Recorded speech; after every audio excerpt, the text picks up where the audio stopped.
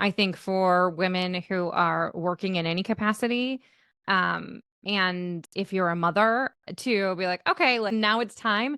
Are you kidding me? Like, no.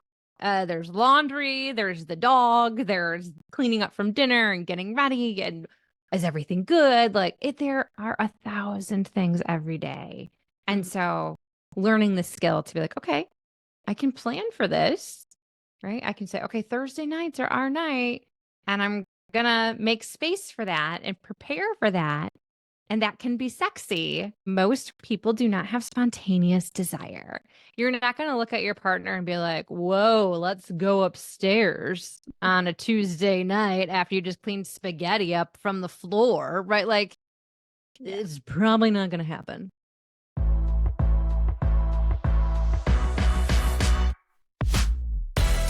Welcome back again to another episode of the Confident Mompreneur podcast, where we talk to real women from around the globe about real life difficulties and triumphs in momhood, business, relationships, health, and more. I'm your host, Kyrie, ready to give you real actionable advice to help you become the best, most confident version of you in all areas of your life. Let's get into it.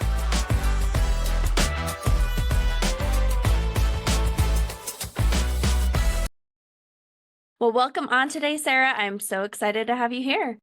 Thank you so much for having me.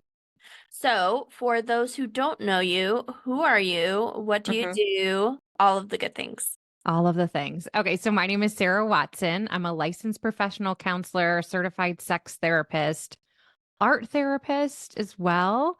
Um, Also a podcast host, a mom, and I'm located in Metro Detroit. Also sex educator, coach, consultant. I have 4,000 hats I wear, like All every the mom. things. Yeah, Yes. all Yeah, the things. for sure. That's what we talk about a lot on here is just doing all of the things and being all of the things and all of the different hats that we have to wear. So, So many hats. so many hats. So, how did you get into like sex therapy? Because I'm pretty sure growing up, that's not really something that's on a lot of kids. Like, hey, I want to be a sex therapist when I grow up. No, just definitely wasn't. So I grew up in a very conservative household. I went to private religious schools, both Christian and Catholic. Mm. And so that was really never on my radar. I didn't even know what I wanted to do. In fact, my undergraduate degree is in art history. So don't do much with that, in Metro Detroit. Like that's not something we can use here very well.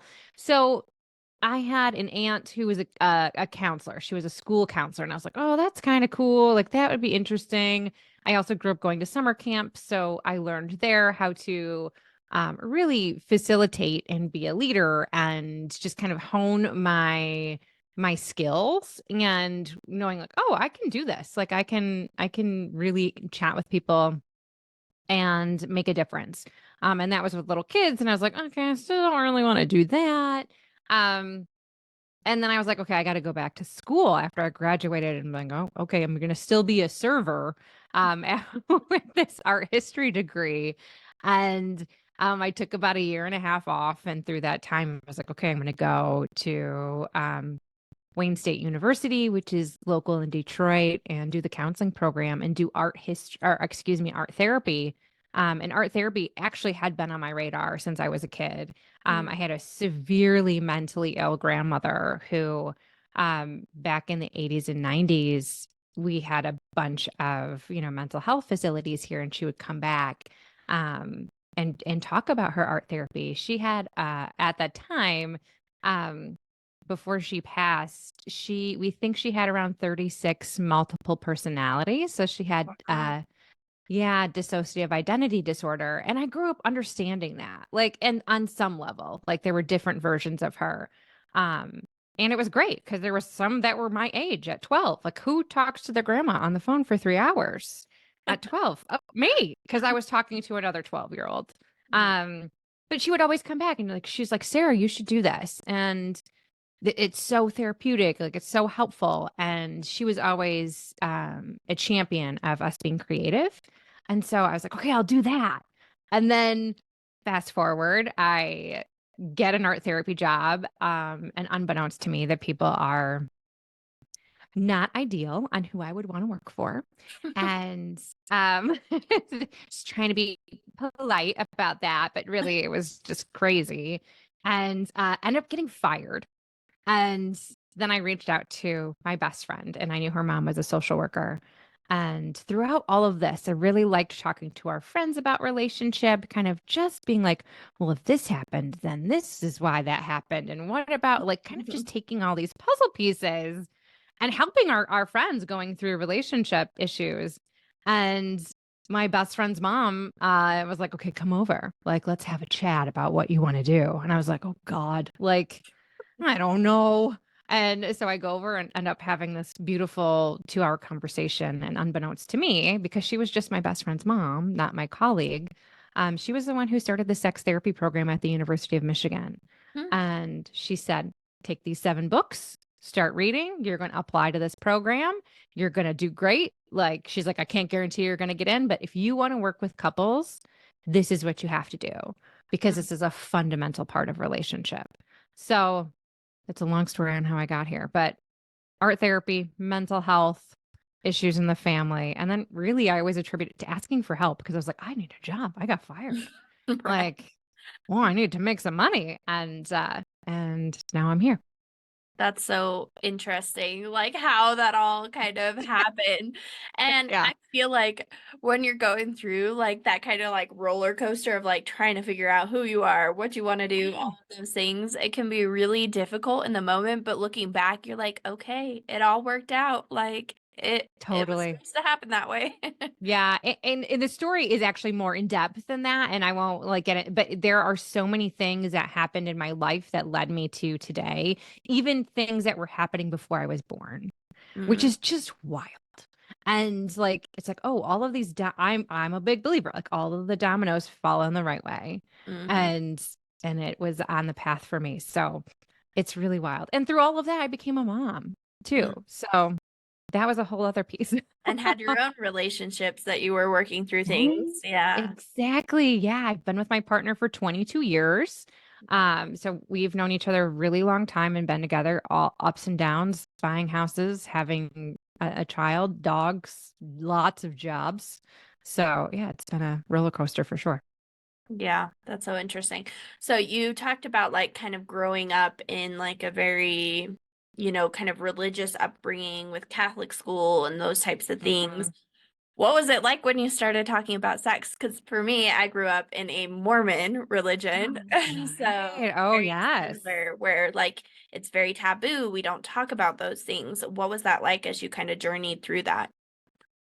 It was a big, I don't want to say slap in the face, but it was just like, Not wow. saying it. Yeah, like look at everything I missed, right? Because I didn't have parents. Like I vague, and I ask my clients about this all the time. I'm like, how'd you learn about sex? This vague memory of a book and like getting handed a book, but like that was it. And Hmm. like, okay, I don't know. Like, and that, so it was never spoken about ever. Except don't have sex, right? Like that was the message. And both growing up in a very fundamental Christian big box church kind of thing was like, don't have sex. You need to save your virginity. Like the purity culture, not super heavy, but like it was there. And being like, oh, no one talked to me about pleasure. Hmm. No one talked to me about communication and healthy relationships. No one talked to me about how my body functions, right? Like, what is going on? Why do we have a clitoris? Yeah, it's just for pleasure. Like that's it. No one told me. Nope. And it was, yeah, it's through going through the program and then reading as much as I could get my hands on it and continuing to do so that I just continue to learn. And so there's a grief there of being like, wow, I really missed out on a lot of pleasure and having the agency to change situations I was in before because I didn't know. Hmm. So it's sad. But now I feel like, okay, I am much more informed and I am going to spread the word, right? Like it's not even just through therapy, which is wonderful being a therapist and helping those clients coming to me, but it's making sure that I have other services available to people that aren't located in Michigan. And then I go out and I speak and I'm loud about it. Because we all deserve to have pleasure. I love that. I think that is so true. You know, like they teach you abstinence only, but then as soon as you get married, it's like you're supposed to just like flip that switch and all of a sudden be like, you know, sex all the time and Right. sex is great. And, Right. but you're still stuck in that kind of mental mindset of what I'm doing is bad. Right. It's bad, but oh yeah. So it's literally like you said, it's you're flipping a switch. Okay. Don't do anything and then flip a switch. And you're supposed to be this wild, amazing sexual creature in bed and know how everything works, what to do. Like, who did anyone tell you about lubrication? Right? Like, that sex shouldn't hurt. Right? Like, there's so many things that we aren't discussed, we aren't told about. And this idea that there are certain things that need to happen for you to be aroused. Totally normal. Right. And there's certain things that are going to turn you off. Also totally normal. Right. And no one talks about it.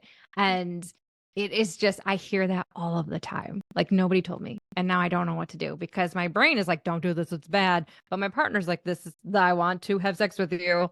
And it's a battle. It's a battle. And so really we have to deconstruct all of that.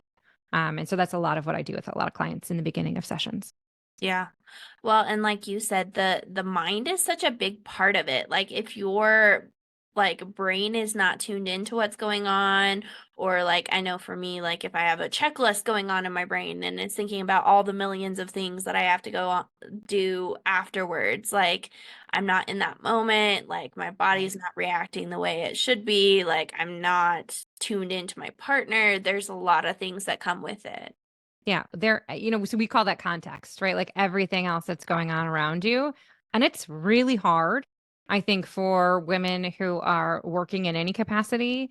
And if you're a mother to be like, okay, like kids down first, she went to bed. I have a daughter, like, oh, she went to bed. So now it's time.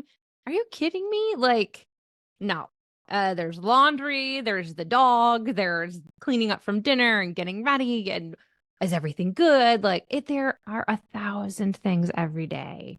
And so learning the skill to be like, okay, I can plan for this, right? I can say, okay, Thursday nights are our night and I'm going to make space for that and prepare for that. And that can be sexy. And that most people do not have spontaneous desire.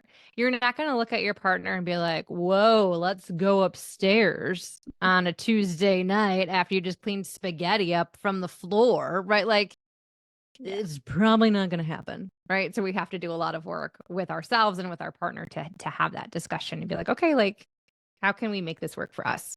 Do you suggest having kind of like a sex schedule then? Because it sounds like for you that seems like something that works if we can like put that intention and thought into it beforehand.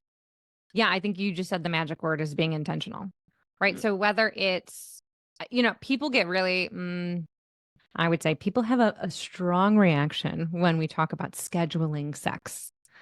Oh, that's not sexy, all right? But let's back it up here.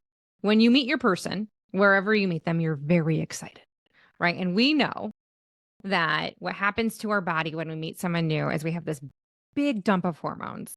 And so there's someone in the field, she calls them new relationship hormones. Love it, right? Like, and they just fly through for about 4 to 6 months.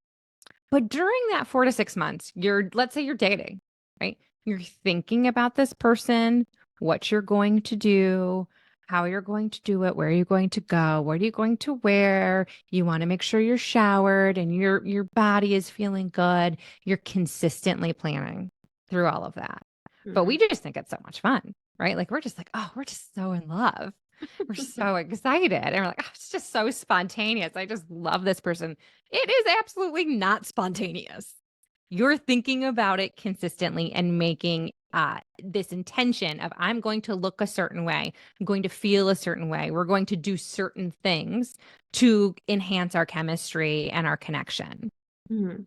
That tends to fall off around 6 months, and we find a little bit more stability, right? And it's like, okay, I can burp in front of this person. Like, person has seen me maybe at this point wake up with like makeup on my face, or like looking kind of like just a little wild hair, or like, not looking your best. Like, you can show up and be authentic. And then it's like, oh, okay, like we're settled. And then people are like, wait, why aren't we having sex anymore? Mhm. Well, because you're not planning it, right? You're not thinking about it. You're doing the day-to-day stuff.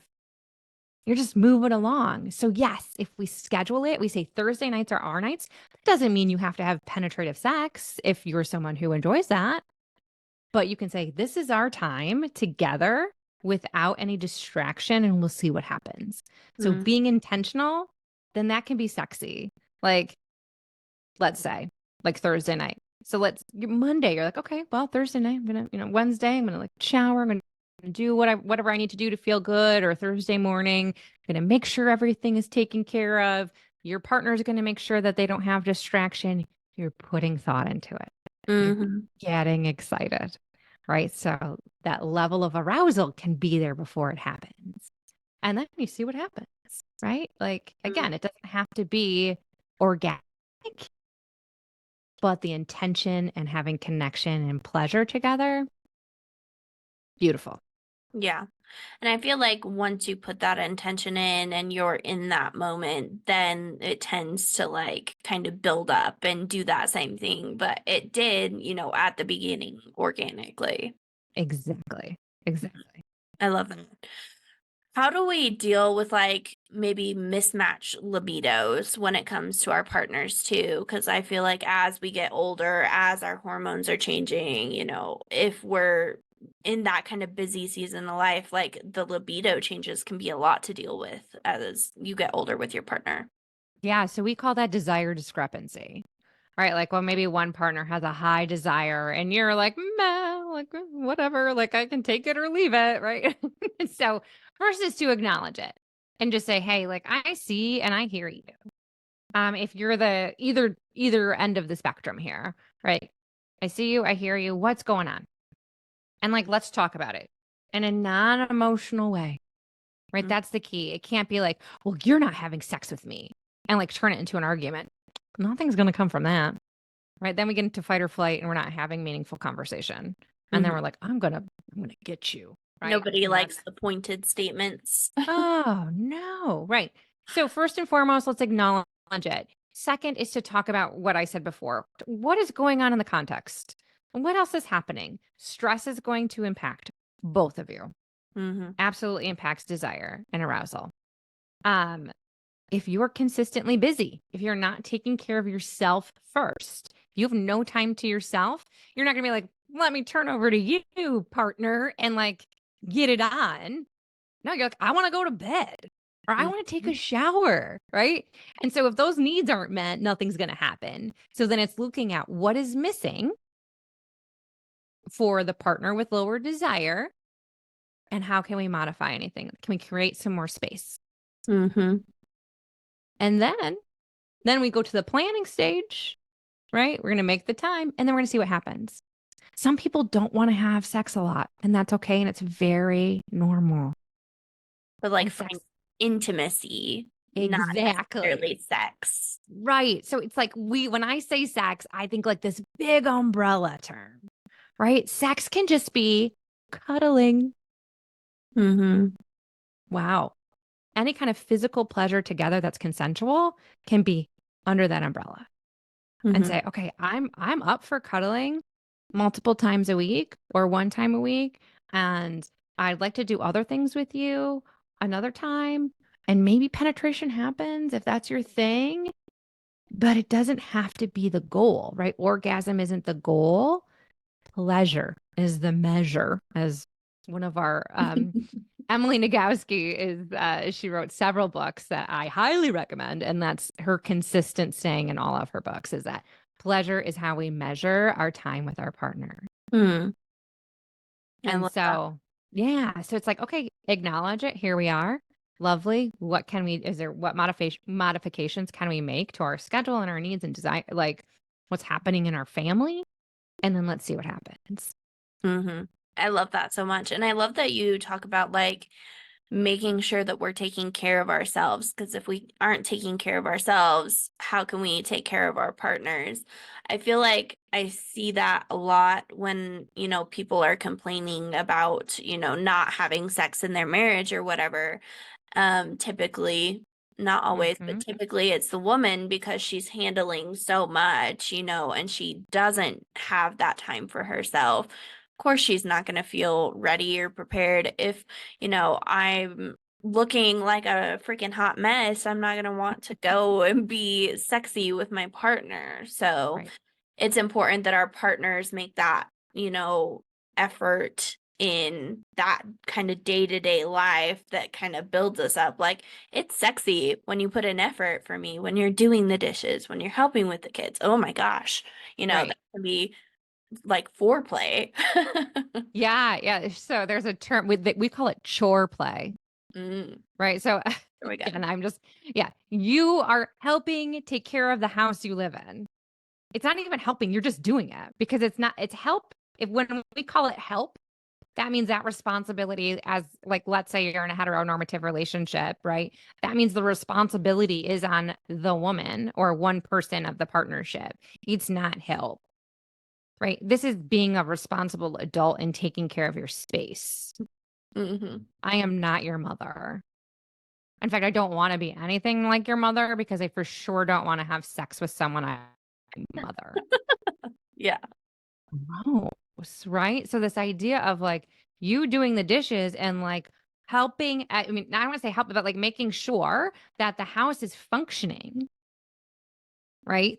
To then, okay, I have some more mental space. I have some more capacity because I'm not worried about it. Right. I also highly recommend if your listeners have not read it. I love the book Fair Play by Eve Rodsky. And she talks just about this. And she was a lawyer who was like, I am over this shit. Like we have to divide and conquer. Like this is not, I am not taking on all of this. And so she goes through talking about the imbalance in the mental load. And she actually defines everything very clearly and you get cards and you divide up the cards on who's going to do what. Mm. It's great. It's such a great way to be like, yeah, you're doing trash and I'm going to do the dishes, or you're doing packing lunches and I'll do the dog mess cleanup, right? Like, so it's that piece of mental load as well that like if your plate is full of all of these things, sex isn't gonna just drop into the middle and make everything else go away. Yeah. Well, and I'm hearing like a consistent theme through all of this stuff, which is just like heavy communication with our partners, which can be Yes. kind of scary sometimes if you've been in a relationship for a long time and not had these conversations to then try and create that, Right. and sex is like we said at the beginning can kind of be hard to talk about. How do we like, create those conversations with our partners and do it in a way where, we don't feel like we're pointing a finger at anybody either way. Yeah, I totally agree with you. In fact, I've had long term, I'm talking 20 plus years where couples show up in my office and one of my first couple questions to them is, okay, have you ever talked about sex before? And they say no. And they say no. And I'm like, okay, all right. Because it is scary. It's overwhelming. It's the most vulnerable thing we can do with someone else. Mhm. Oh, and now we have to talk about it.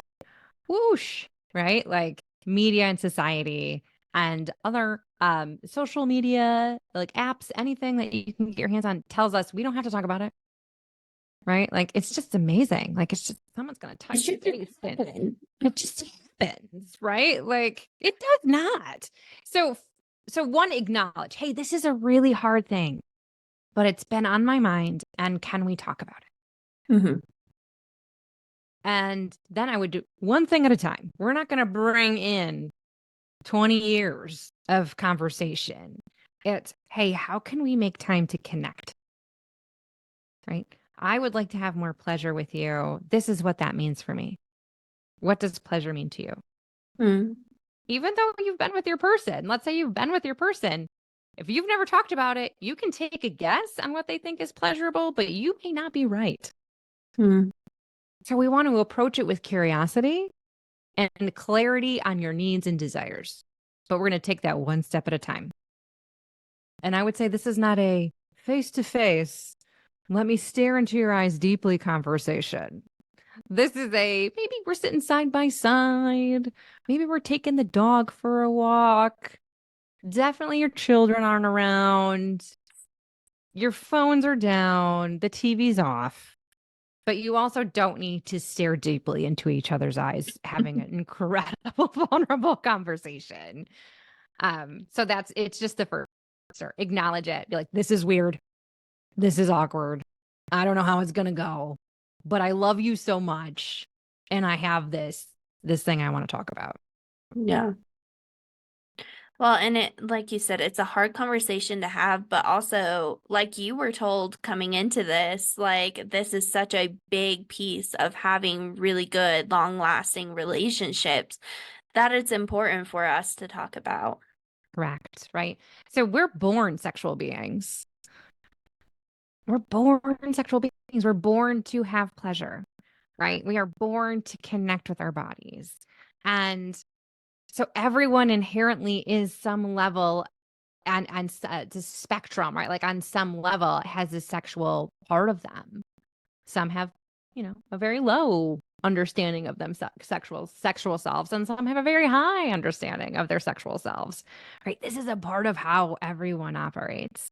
And it's just figuring out what's going to work best for the both of you in your partnership. And yeah, communication is hard, right? Because most of us did not get great examples. I know I didn't. Mine were a mess, a disaster, I would say. And I'm like, okay. And I still have to fight that. Like, even 22 years later into this relationship, I still have to fight some bad habits and be like, okay, wait a second. Nope, that we are not my parents. We're not his parents. We know we have the skills. And so it's an ongoing process. I'm always learning, and so is my partner.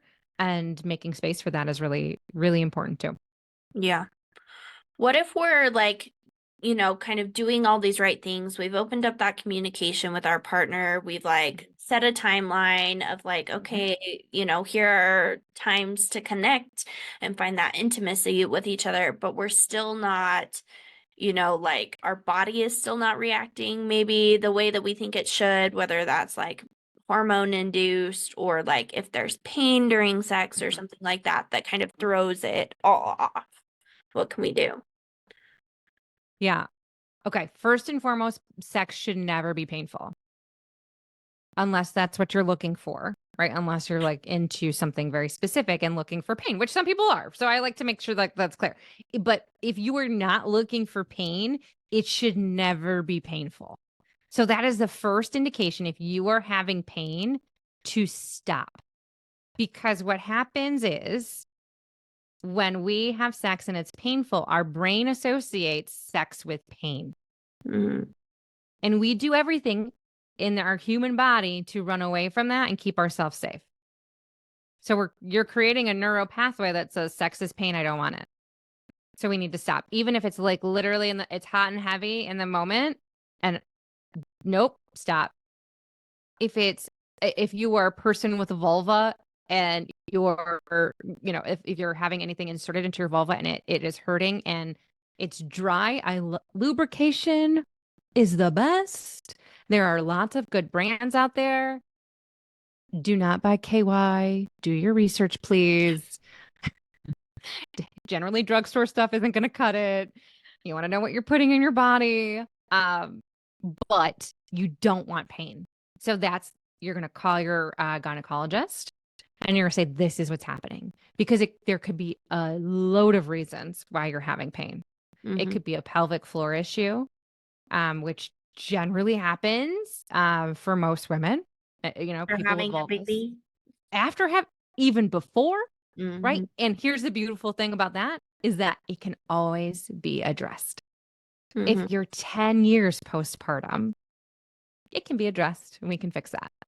And there are wonderful pelvic floor PTs out there. So I highly suggest that if you're having issues to reach out to your gynecologist, and then let's see what's going on. And they will probably refer you out to pelvic floor PT or be like, hey, use this lubrication and let's try this.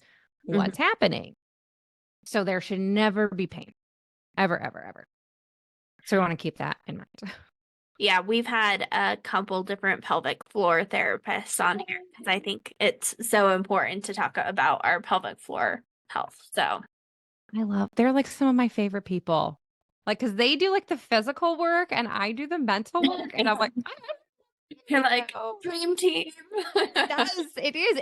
And I think that's part of how I work is I have very specific therapists, like pelvic floor PTs that I'll refer to, specific gynecologists and OBs I'll refer to, because not everyone, just because you walk into a gynecology office or OB office, knows about sexual health. They know how to catch babies. Cool. Great. They know how to make sure you don't have cancer. Cool, great. They maybe know a little bit about menstruation. Great, but they don't understand sex. I have had many people tell me, oh, my doctor just told me to have a glass of wine and to relax. Not the solution. Not the solution. Right. The other piece to answer your question is to think about if your body isn't functioning, is not revving up, I guess I would say warming up to that, is to think about the question that several of the pretty well-known sex therapists use, particularly Esther Perel, is I turn myself on when. Okay, how do you turn yourself on? Okay, great. Does your partner know that? Well, and I feel like a lot of people, especially like women, have a hard time figuring out what they like or testing those boundaries or using a vibrator and trying it out on themselves and all of that things. Because again, that kind of shame comes in and we're like, oh my gosh, no, I'm not going to do that to myself. Right. And so then I would say, then you're going to call someone like me, right? Like if the shame block is preventing you from exploring your body, which is pretty typical, then that's when we kind of back it up and we talk to a sex therapist and say, wait, we need to deconstruct. We need to look at things a little bit differently and maybe with like a bit of a microscope. Like, why am I struggling with this shame so much, even though I have desire? And then we take it really slow, right? The other way to kind of address what turns you on is to back up and not make it even sexual, is to think about what is pleasurable to you in a non-sexual way using your five senses. What smells good, what looks good. In fact, I said this in my last newsletter. One of my favorite smells, I live in Metro Detroit, and one of my favorite smells, because I smelled it the other day and it was out of season. It was just like a bonfire. I was like, ooh, like that is just like, oh, it just warms my soul. It's my favorite, one of my favorite smells, right? Or like fresh cookies out of the oven. Yeah. It's pleasurable, right? So we can step back and look at the non-sexual things first because you're experiencing pleasure. You're just not tuned into it. That's so good. I love that. I think that's important that, like we're looking at all the pieces, like we've said the whole time, like it all plays together. Yes. It is not a separate box in any capacity. Like it all goes together. Always. Sleep, your food, your communication, your stress level. Like I could go on and on. What do you think about using things like toys or exploring kind of more of those like, taboo or niche kind of things in the bedroom? And how do we go about like figuring out what we like or like, introducing those things to our partner in the bedroom? Yes, I love it.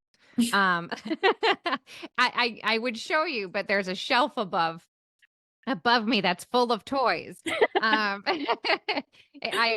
I told you, I moved into an office, but I'm still slowly taking things over there. But yeah, no, I love a toy. There is something about a vibration or not using anything. If you're doing something with penetration, to use something else and have control over that. And to figure it out first with yourself. highly recommend that. And then you go to your partner and say, hey, let me back that up. Think about, what do you want to explore? How do you want to do that? So if you're going to use a vibrator, are you going to use a clitoral stimulator? Like, because there's so many different options, right? Tell your partner, hey, this is what I'm thinking about. I'm going to order this. I'll let you know how it goes. And then, hey, how can we do this together? Because it's just going to create more pleasure. And again, pleasure is the measure, right? So I would say, disclaimer, don't buy stuff on Amazon unless you know it is coming straight from like a manufacturer here, because just kind of like I said about the lubrication, we want to make sure we know what's going in our body, right? And there are some things that just come from other countries that aren't great. So a nice toy can be an investment, but there are plenty of great options out there. And bring it into the bed. Hey, here, have it charged and ready in your nightstand, and be like, okay, sometimes we use it, sometimes we don't. And it's just about pleasure, right? Like, and your partner, if he's a penis owner, might be surprised if he likes it too, right? And like how it feels.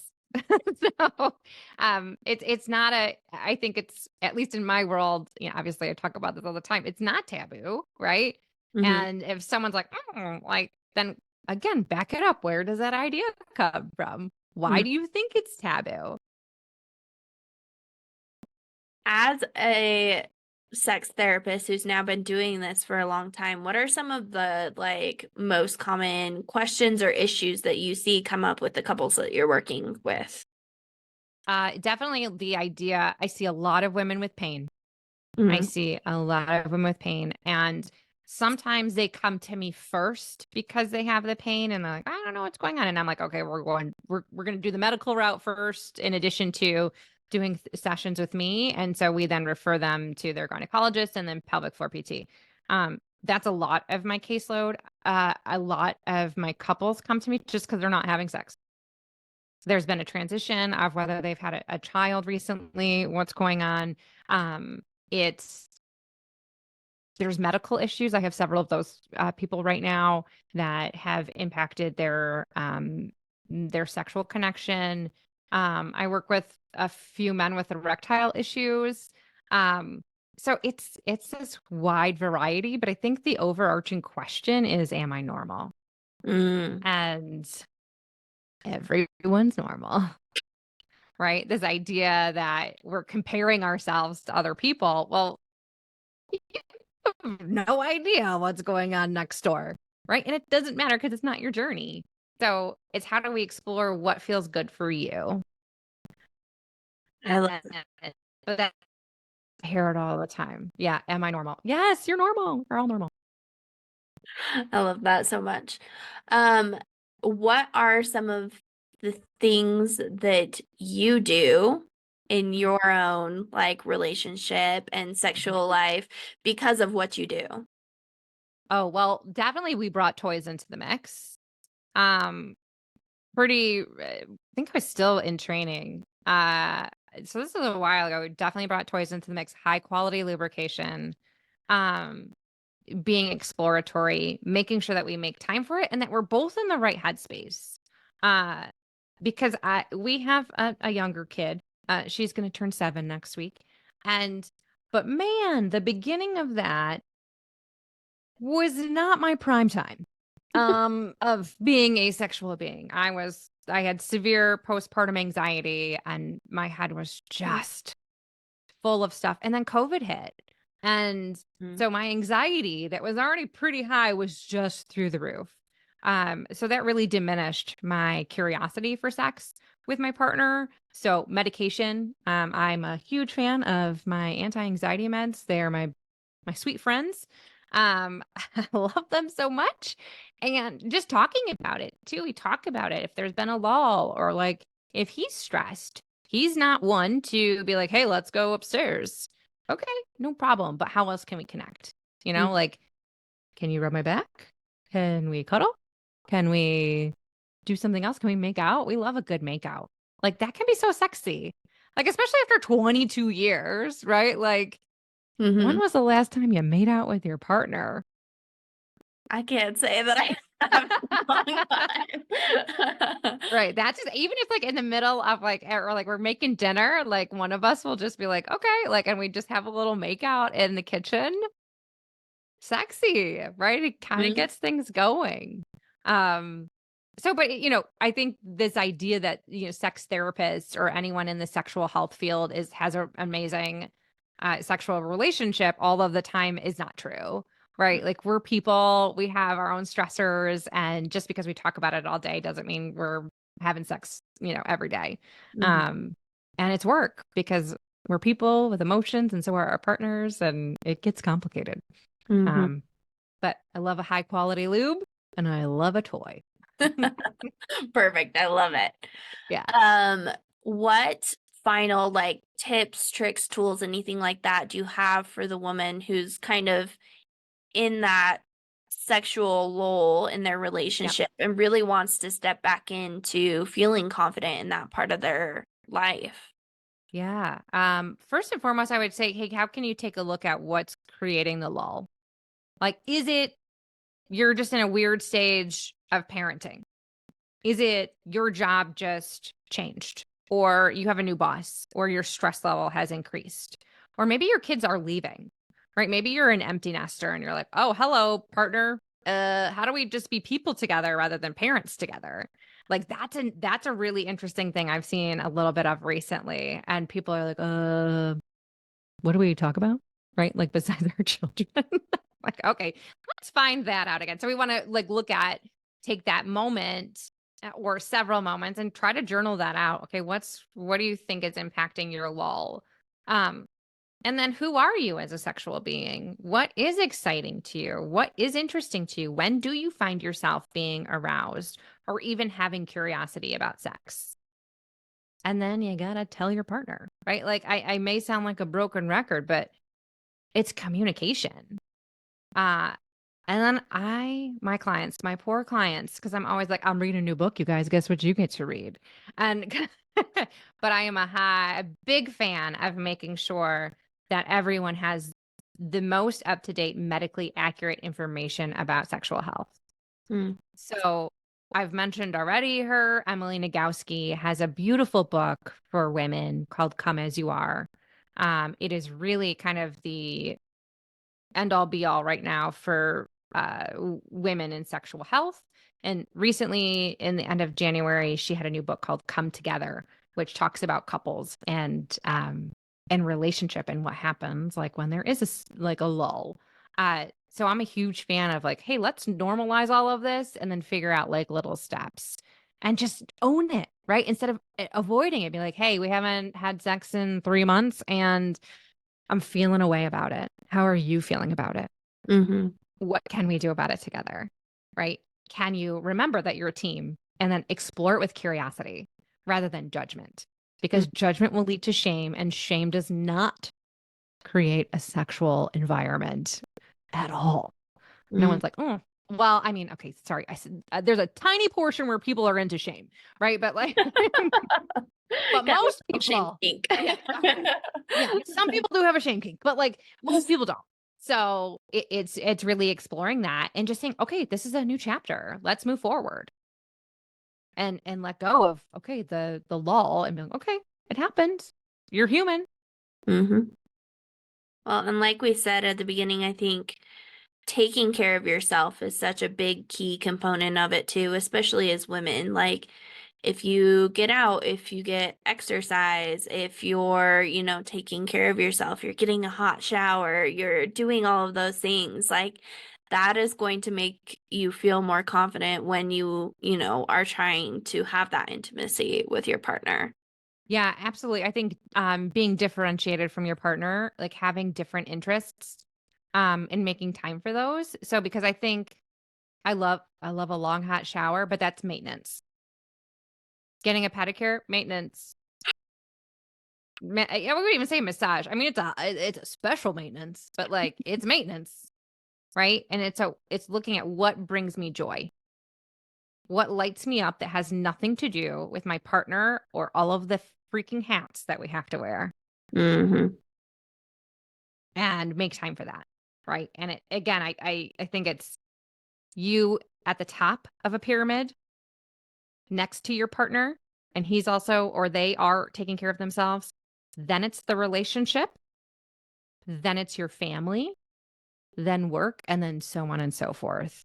I love that you put us as individuals at the top and then the relationship second. Because I feel like, especially like when you become a parent, sometimes it seems like your kids shift to the very top of that before you, before your partner, all of those things. And then, like you said, when you become empty nesters, it's like, do I even know myself anymore? Do I even know this person next to me anymore? It can be like a big shift if you haven't prioritized those two things. Exactly. You can't show up to be a good mom, to be a good parent if you aren't taking care of yourself. Mm-hmm. Right. And you can't, same thing for your partner, for your friends, for any obligation. And so I know I've had pushback on that. Like, what do you mean? Our kids need to come first? Absolutely not. They don't want you to put them first. I mean, sometimes they're going to say that, but like they really want you to show up as your best self. No one wants to show up with like a tenth of a gas tank full, right? Like, and you're almost empty. Yeah. No, I want to show up with a full tank. Yeah. And it's funny, growing up as a kid, like my parents never talked about sex directly with us, but they had like a very good relationship. And like my dad was always kissing on my mom and like slapping her butt in the kitchen. Yeah. And like Good. we literally have pictures of him grabbing her boobs like in our family pictures because that was just like, like what they did and normalized around us. And I actually loved seeing it as a kid because I'm like, oh, my parents really love each other, Yeah, so it was absolutely. beneficial. Right. Yeah. Absolutely. Yeah. For Well, sure. this has been such an awesome conversation, and you share this and so much more like on your social medias and those things, which is how I found you. So share where we can find you, all of Sure. the events you've got going on, all of that good stuff. Yeah. So you can find me on Instagram, which is SWSX Therapy. Pretty active most of the time on Instagram, posting things. I also have, if you're in Michigan, I can only see clients in Michigan for therapy, but that's sarahwatsonlpc.com. But I do have a coaching and consulting business, and that's where I do coaching for individuals and couples. I also do, I speak a lot. I have multiple events this month to do that are kind of booked through a different platform, but you can reach me there to come speak about sex with your groups. And that is simplesexeducation.com. And that also has a link to my podcast and little tips and tricks and things like that, where I just post a bunch of stuff. So All the things. yeah, all the things. And we kind of glanced over a lot of things in today's conversation, but you Yes. definitely go deeper into like, your own podcast and things on certain topics. So if you guys Yep. had any deeper questions on certain topics or whatever that we talked about today, like go check those out. She's already got it. So Yeah. Yeah. Awesome. Thank you so much. It was great to be here. well, thank you for coming. This was awesome, and I'm so glad I got to talk with you. So thanks. Yes. Awesome. My pleasure. Thanks so much. Hey guys, thanks for coming to this week's episode of The Confident Mompreneur. If you loved today's episode, let us know, share to your stories and tag us, send to your friends, give us a rating, all of the things, and make sure to check out our guests and follow them on all of the links that we listed above. If you're looking for me, you can always find me at The Confident Mompreneur, and you can also check it out, www.theconfidentpost.com, for a blog relating to today's episode. I am so happy you're here, and I hope to see you again next week.